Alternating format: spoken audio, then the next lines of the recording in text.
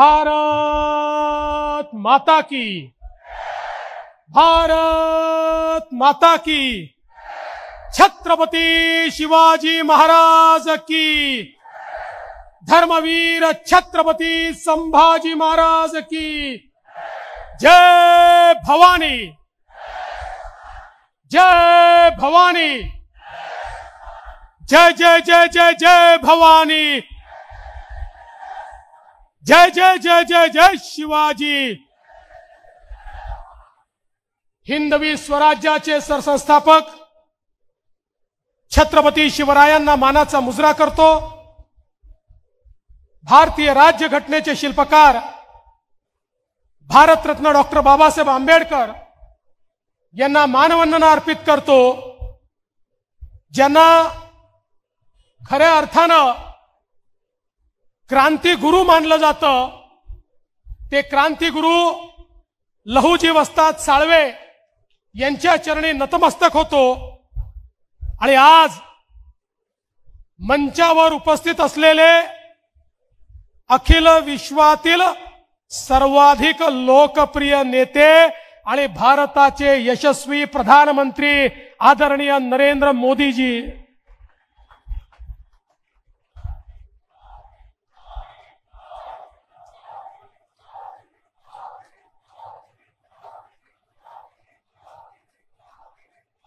महाराष्ट्राचे लोकप्रिय आणि डॅशिंग मुख्यमंत्री माननीय एकनाथराव शिंदेजी,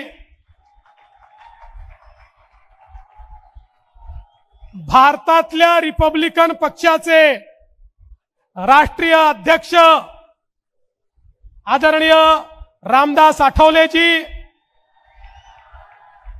पीयूष गोयलजी, विनोद तावडेजी, आशिष शेलारजी, मंचावरील महायुतीचे सर्व पदाधिकारी, आपल्या आशीर्वादाने 23 तारखेला निवडून येणारे महायुतीचे सर्व उमेदवार, या ठिकाणी उपस्थित माझ्या सर्व लाडक्या बहिणींनो आणि तितक्याच लाडक्या भावांनो, मी सर्वप्रथम माननीय मोदीजींचं अभिनंदन करतो की डॉमिनिक या देशाने मोदीजींनी कोविडच्या काळामध्ये केलेल्या कामाकरता त्यांना सर्वोच्च पुरस्कार या ठिकाणी दिला आहे। अर्थात आपल्या इथे काही लोक फेसबुक लाईव्ह करून देखील उत्कृष्ट मुख्यमंत्री झाले, पण मी त्यांच्यावर काहीच बोलणार नाही। पण आज मुंबईमध्ये मी मोदीजींचे आभार मानतो। गेल्या 10 वर्षामध्ये मोदीजींच्या नेतृत्वात महायुती 1 आणि महायुती 2 या दोन्ही सरकारांनी मुंबईचा चेहरा बदलवून दाखवला, कारण मोदीजींचा आशीर्वाद होता। अनेक गोष्टी सांगता येतील, मी 2च बाबी बोलणार आहे। पहिलं, मुंबईकरांचा सगळ्यात मोठा प्रश्न, मुंबईकरांचं 60% जीवन हे केवळ प्रवासामध्ये जातं। त्यांचा सगळा क्वालिटी टाइम हा प्रवासामध्ये जातो। मुंबईकरांचा प्रवास सुकर झाला पाहिजे म्हणून मोदीजींच्या नेतृत्वामध्ये मुंबईच्या सबअर्बन रेल्वेचा चेहरा बदलला।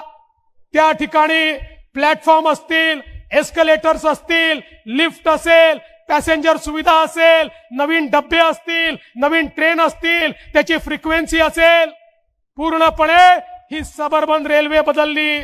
आणि त्यासोबत जुन्या सरकारने 11 वर्षात 15 वर्षाचं जे सरकार होतं काँग्रेसचं, 11 वर्षात 11 किलोमीटर मेट्रो केली। आपल्या सरकारने 5 वर्षामध्ये 350 किलोमीटर मेट्रोचं नेटवर्क सुरू केलं। मोदीजींच्या नेतृत्वात आपल्या सरकारने कोस्टल रोड तयार केला। नरिमन पॉइंट पासून वरईपर्यंत वरई बांद्रा रोड आहे, बांद्रा वर्सोव्याचं काम चालू आहे। वर्सोवा मड याचं काम सुरू होत आहे. मडपासनं उत्तनचं प्लॅनिंग झालंय आणि उत्तनपासनं विरार पर्यंत म्हणजे संपूर्ण वेस्ट कोस्ट जो आहे या ठिकाणी पूर्णपणे सीमलेसली 40 मिनिटांमध्ये नरिमन पॉइंट टू विरार जाता येईल अशा प्रकारची व्यवस्था वेस्टर्न एक्सप्रेसवेला डिकंजेस्ट करण्याचं काम हे आपल्या सरकारने केलं आणि तिकडनं विरार ते अलिबाग कॉरिडॉर तयार केला.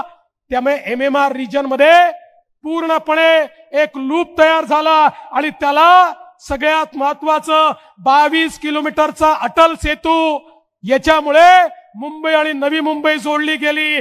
मुंबई आणि एमएमआर रिजन मध्ये लोकांकरता प्रवास सुकर व्हावा ही व्यवस्था मोदीजींनी केली.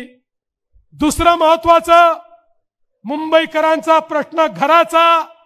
वर्षानुवर्ष माझा मुंबईचा मराठी माणूस या घरांकरता तळपत होता. मला सांगताना आनंद वाटतो मोदीजींच्या नेतृत्वामध्ये त्या ठिकाणी बीडीडी चाळीचं रिडेव्हलपमेंट असो, अभ्युदय नगर सारखी योजना असो, विशाल सह्याद्री सारखी योजना असो, अनेक अशा प्रकारच्या वस्त्या ज्याचं रिडेव्हलपमेंट बाकी होतं, केवळ कागदावर होतं, ते रिडेव्हलपमेंट आपल्या सरकारने करून दाखवलं. अशा 100 योजना मी सांगू शकतो. धारावीचं रिडेव्हलपमेंट जे केवळ कागदावर होतं ते आपल्या सरकारने करून दाखवलं आणि मोदीजींच्या आशीर्वादाने मी तुम्हाला सांगतो हे जे काही या ठिकाणी बोलतायत पुढच्या 5-7 वर्षामध्ये माझा धारावीचा माणूस धारावीमध्येच पक्क्या चांगल्या सुंदर घरामध्ये त्या ठिकाणी बसलेला आपल्याला पाहायला मिळेल. मोदीजींच्या आशीर्वादाने आपण बघू शकतो आज मुंबईमध्ये रिडेव्हलपमेंट सुरू झाली. त्यातल्या अनेक गोष्टी आता आपण दूर केल्या. 18 निर्णय घेतले आणि मुंबईकरांना सेल्फ रिडेव्हलपमेंटच्या माध्यमातून 1600 प्रोजेक्ट आता पाईपलाईन मध्ये आहे. पुढच्या काळामध्ये 100 स्क्वेअर फूट मध्ये राहणाऱ्याला 500 स्क्वेअर फूटचं घर हे रिडेव्हलपमेंटच्या माध्यमातून याच मुंबईमध्ये मिळत आहे. आणि एसआरए मध्ये वर्षानुवर्ष बंद असलेल्या वेगवेगळ्या या झोपडपट्ट्यांना लोक बाहेर होती, घर मिळत नव्हती. आमच्या मुख्यमंत्र्यांच्या नेतृत्वात त्याला आम्ही चालना दिली आणि आता वेगवेगळ्या संस्था एमएमआरडी असेल, सिडको असेल, सगळ्या संस्था झोपडपट्टी धारकांकरता घर बांधतायत. गरीबाला, मध्यमवर्गीयाला, मराठी माणसाला, मुंबईकराला घर देण्याचं काम कोणी केलं असेल तर मोदीजींच्या नेतृत्वातल्या या महायुतीच्या सरकारने केलंय. आणि म्हणून बंधू भगिनींनो, केलेल्या कामावर आम्ही मतदान मागतोय. आणि काही लोक हे केवळ लांगुल चालनावर मतदान घेतात. मी जास्त बोलणार नाही, पण माझा सवाल उद्धव ठाकरेजींना आहे, शरद पवारजींना आहे, माझा सवाल काँग्रेसला आहे. अरे उलेमानच्या 17 मागण्या मान्य करताना तुम्ही त्या वाचल्या होत्या का? त्यातली एक मागणी जी महाविकास आघाडीने मान्य केली ती मागणी अशी आहे, 2012 ते 2024 या महाराष्ट्रात जेवढ्या दंगली घडल्या त्या दंगलीमध्ये जेवढे मुसलमान आरोपी आहेत त्या सगळ्या आरोपींना एका झटक्यात सोडून द्या. ही मागणी उलेमांनी केली आणि त्या ठिकाणी महाविकास आघाडीने मान्य केली. हे काय चाललंय या महाराष्ट्रामध्ये? अरे यांना आता आपली ताकद दाखवून द्या.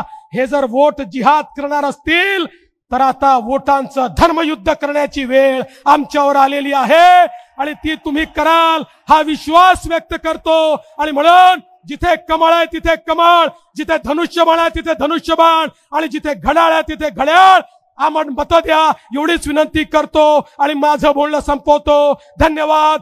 जय हिंद, जय महाराष्ट्र. संपूर्ण महाराष्ट्रातील परखड बातम्या पाहण्यासाठी आमच्या प्रखर लोकमान्य न्यूजला सबस्क्राईब करून बेल आयकॉनवर क्लिक करायला विसरू नका.